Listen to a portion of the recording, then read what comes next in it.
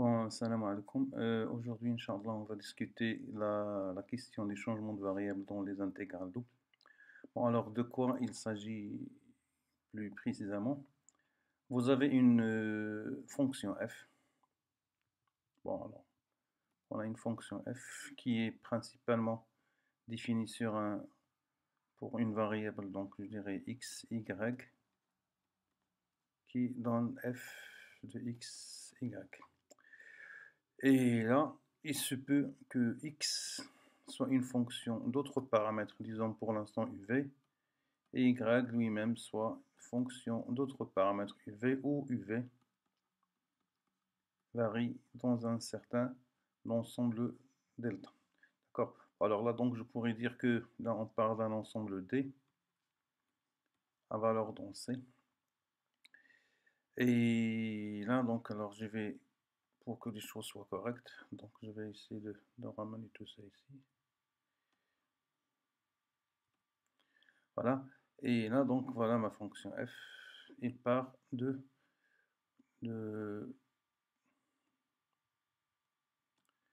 D dans C. Bon, alors, on a dit donc que x est une fonction de UV et y est une fonction de UV, que UV, il varie dans un domaine delta. C'est-à-dire là, donc, on pourrait écrire que là, on va, si jamais je note x, y égale à phi de UV, donc j'ai ici une certaine application phi qui va partir du domaine delta, donc qui à UV va faire correspondre xy à son tour, on va lui donner l'image de xy. Donc là, on obtient une fonction qui part de delta, qui arrive dans C, c'est tout simplement la fonction f rond phi. Alors la question qui se pose d'une manière tout à fait naturelle, c'est que étant donné l'intégrale de f x, y, dx, dy dans D, est-ce qu'il y a un moyen de calculer ça en fonction du domaine delta et des variables UV? Alors c'est exactement l'objectif donc de ce chapitre-là, c'est de donner, de ce paragraphe-là, c'est de donner donc les outils et les techniques pour résoudre cette question-là. Bon, alors comment ça se passe si on regarde un petit peu en arrière? Je regarde le cas d'une seule variable. Bon, alors tout le monde sait que le cas d'une seule variable, le changement de variable se passe de la manière suivante. Là, j'intègre sur un domaine, sur un intervalle i, un segment en l'occurrence. Donc là, le changement de variable pour les intégrales simples se passe en 3 points. Premier point, deuxième point et troisième point. Le premier point, vous avez donc le changement de variable lui-même, c'est-à-dire là, vous posez x égale un certain phi de t. D'accord? Et t, il faut donc trouver le domaine dans lequel il varie, t appartient à j, et il faut que phi soit une bijection entre i et j, oui, entre j, l'application réciproque. Ici, donc, entre i et j. Alors là, il y a le changement de variable, donc ça, alors je vais l'écrire ici, c'était donc la première des choses, voilà.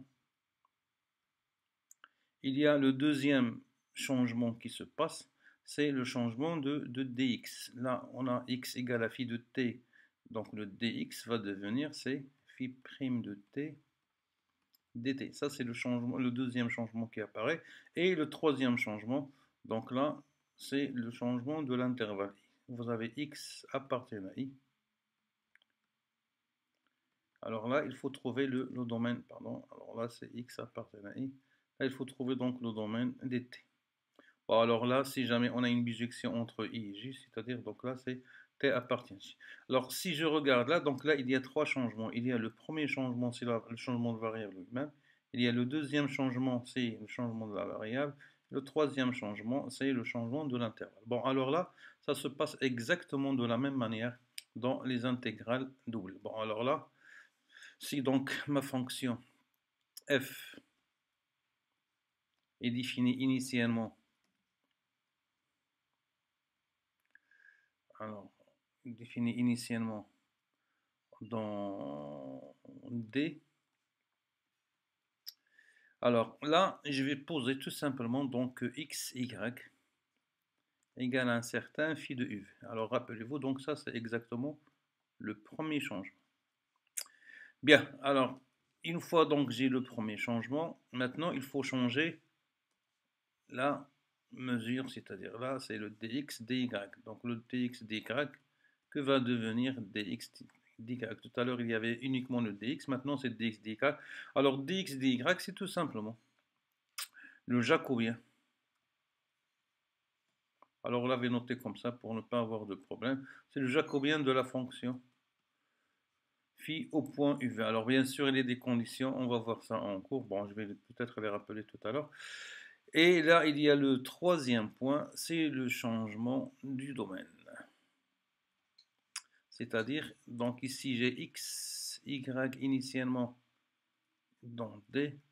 Alors là, il faut trouver UV appartient à delta. Il faut donc trouver le fameux delta là, et ça c'est le vrai problème. Donc là, attention, il faut avoir une équivalence ici. Il ne faut pas avoir une implication, il faut avoir une équivalence.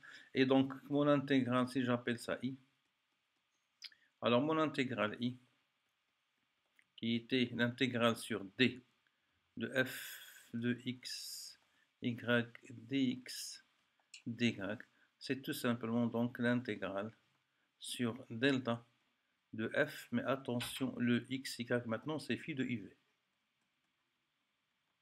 Et le dx, dy, c'est plus dx, dy, maintenant c'est la valeur absolue du jacobien. Donc, pardon, là j'ai oublié, c'est du, du, dv. Là donc c'est le jacobien de phi au point uv, valeur absolue, du, dv. Voilà la formule. Bon, alors là, donc, je vais vous la donner d'une manière, je dirais, bon, bien propre. Voilà, alors là, vous avez donc, on a une fonction f qui part, bon là, je l'ai appelé phi de delta, donc vous avez donc f, on va faire un changement de variable, de la variable xy aux variable uv. Donc vous avez le changement de variable ici, c'est phi qui va partir de u à valeur dans R2, et c'est lui donc qui va prendre tout simplement en charge de changer la variable. Alors là, je vais le faire ici. Donc normalement ici, vous avez ces uv dans U, qu'on va lui faire correspondre phi de UV, qui va s'écrire c'est XY. Alors les hypothèses. Les hypothèses, on suppose que phi est injective. Bon, une application de classe C1, bien sûr, ça c'est indispensable. Et on suppose que phi est injectif de U vers R2. Donc ça fera une bijection de U dans phi de U. Et la deuxième condition, c'est que le jacobien ne devrait pas s'annuler dans U, sauf peut-être en un nombre fini de points de U. Alors si vous avez ça, donc l'intégrale normalement, parce que f elle est définie de phi de delta à valeur, donc c'est une application continue, l'intégrale sur phi de delta xy, donc vous voyez bien que ce xy il appartient à phi de delta, c'est-à-dire c'est comme je peux écrire, bon on l'a écrit là, donc le x, y, c'est tout simplement phi de quelque chose, ce quelque chose c'est v, et donc on entame les 3 points. Alors là, il y a donc le dx, dy qui va être changé par la valeur absolue du jacobien du dv, le xy il est changé là, et le domaine qui était là, donc vous avez normalement x, y appartient à phi de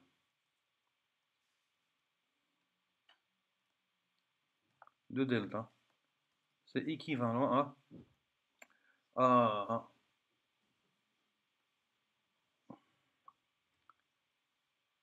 UV appartenant à delta.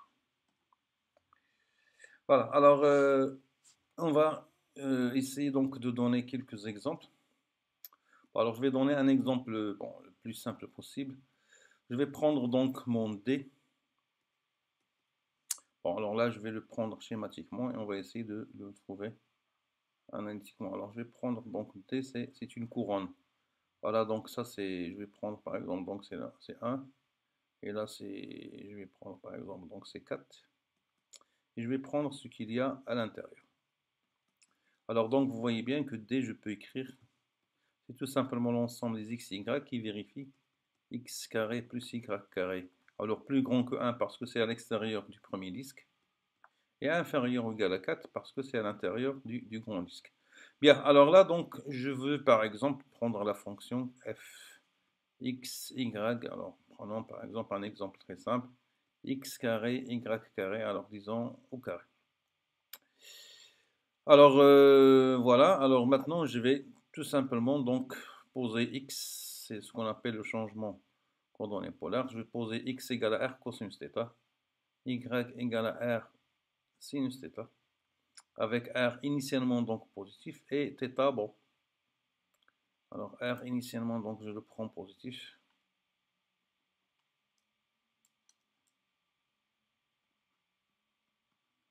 Alors θ, puisque là je n'ai aucune restriction sur mon domaine, c'est-à-dire que je prends tout le domaine là, donc θ appartient à 0 de pi.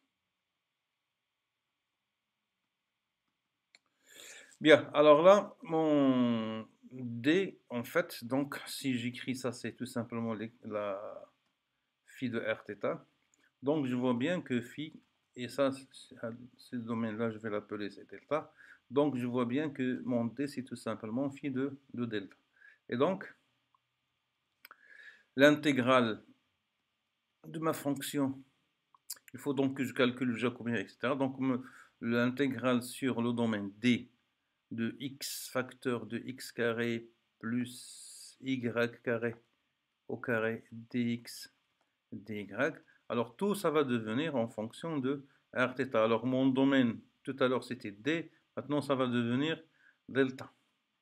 De quoi? Alors x c'était quoi? C'est R cosinus θ qui multiplie x carré plus y carré, c'est donc R carré à la puissance 2.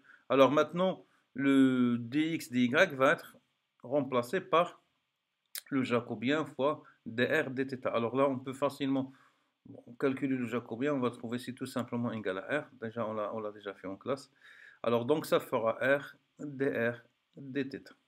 Bien, alors si vous faites votre calcul, donc le domaine là, le r, il faut calculer le r. Alors le r, en fait, c'est positif, c'est vrai, mais on a x carré plus y carré qui est compris entre 1 et 4. Donc en fait, ça nous fera que r là, c'est va appartenir, alors tout le monde peut le voir, appartient à 1, 2. X carré plus y carré, c'est r carré. Si vous remplacez, donc r carré compris entre 1 et 4, ça veut dire donc r appartient à 1, 2. Et donc votre intégrale, ça devient, c'est l'intégrale entre 0 et pi, l'intégrale entre 1, alors là, entre 1 et 2, r cosinus θ. Il y a un r à la puissance 4 avec celui-là, donc ça fait r à la puissance 5. Avec celui-là, ça fait r à la puissance 6. Alors dr, dθ. Et ça, c'est une intégrale, donc on peut calculer facilement. Je vous laisse faire les calculs. Alors j'espère que tout le monde a bien suivi. C'est vrai, c'est un petit peu brouillon, mais je crois que tout le monde a bien vu les idées essentielles du calcul. Voilà, merci et à une autre vidéo, Inch'Allah. Salam alaikum.